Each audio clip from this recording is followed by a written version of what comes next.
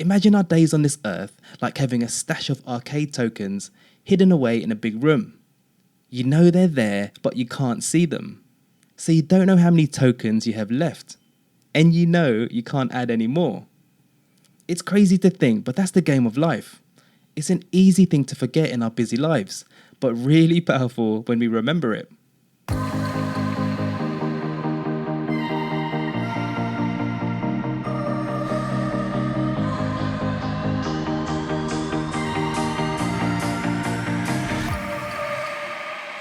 You don't have to wait until you reach financial independence to start enjoying your life.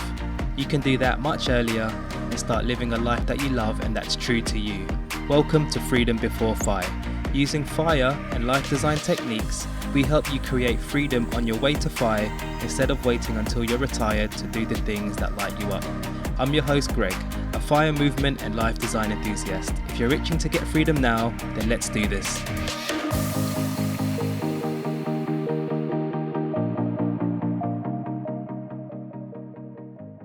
Hello my friend, and welcome back to the show. As always, in these early months of the year, January and February always just flies by and we're pretty much already in March. Speaking of time, we'll be continuing this mini-series about key decisions that have a massive influence on how our lives will be shaped. And in part 4 today, we're going to talk about choosing how to spend your precious time. Okay, let's jump right into this one. So let's say if you had a number of goals that were important to you, for example, maybe it's working on a side hustle, building a relationship with a loved one, maybe it's training for a marathon, and you decided to do a time audit of where you're actually spending your time every day. Chances are, if you spent time on those goals, then you're either seeing some results or you're feeling you're making decent progress. However, on the flip side, if you see that you haven't been spending time on those goals, it's likely you're not getting anywhere close to them.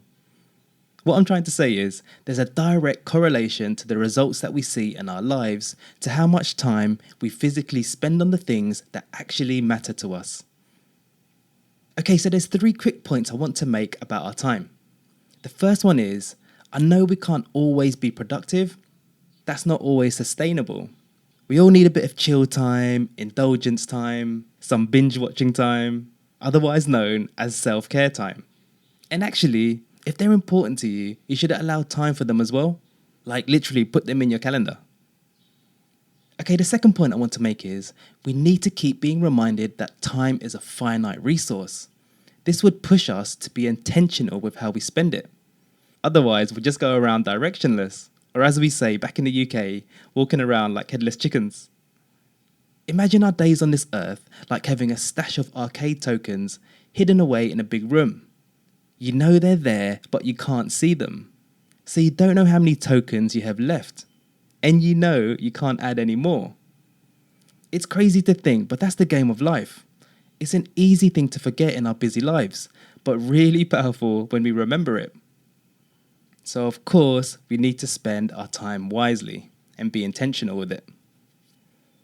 Okay, so the third point I'd like to make is about the quality of the time that we use, as it's not always about the quantity. So let's say we're spending time on what matters to us. We're doing what we've set out to do from our goals. One of the things we need to consider is not just the time we spend on them, but the quality of that time as well. This is more of an improvement step, but it's worth considering. So for example, if you've committed to spend time with a loved one or maybe a friend, but during that time, you're not really present, i.e. you're physically there, but maybe you're on your phone, like scrolling or whatever. Or maybe you are doing your exercise during the time allotted, but you're not really putting as much effort as you need to get those muscular improvements. Then of course, that needs to be adjusted. Anyway, just something to think about. Okay, so how do we spend our time wisely? Of course, it all links back to our life goals, our vision, and our values. If we don't know what's important to us, then there's no way we can know if we're spending our time wisely or spending it on the right things. Once we're crystal clear on the things that matter to us, for example, it could be maybe it's exercise to stay fit, it could be your significant other, maybe it's your business, self-care, learning, going on adventures. Whatever those are, we need to allocate time in our week to spend on them and to also remove activities that doesn't lead us to our goals. That's pretty much all we need to do, and we all know it as well, but it's easier said than done. I personally love having a weekly plan where all the things I need to do that lead to my goals have been allocated a time slot. You see, when we're in the middle of life, figuring out what to do can be a struggle. There's distractions, everything wants our attention, maybe you're not in the mood, you're tired, you're thinking about work or some personal stuff. We can easily get lost in the myriad of life, so it's good to plan things in advance. And of course, we're not robots, we can't always do what we planned every day or be productive every minute of the day.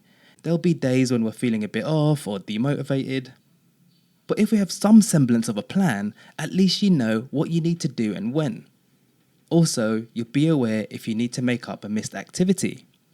You see, if you didn't have a plan, you wouldn't even know that you missed an activity and won't even be motivated to make up for it. So the key here is to make a weekly plan or a monthly plan or a daily plan, whatever works best for you. Now I talk about how to create a weekly plan for yourself in episode 43 if you want to have a listen. So I've got 2 pro tips I want to share with you before we wrap up today. So one powerful thing you can do is to be your personal accountability buddy. If you're not sure if what you're about to do is spending time wisely, in the moment, you can mentally tap yourself on your shoulder and just ask yourself, is what I'm about to do bringing me closer or further away from my goals?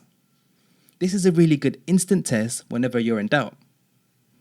For example, if you know you need to work on your blog or your side business on the weekend, and you see there's a sports event or a concert happening on that same weekend, and you're considering buying tickets for them, you can just catch yourself and ask, is what I'm about to do bringing me closer or further away from my goal? Of course, if your side business was your priority, you'd know not to buy those tickets. Perhaps you could put it on your to-do list to go to the next event once you've done your important work.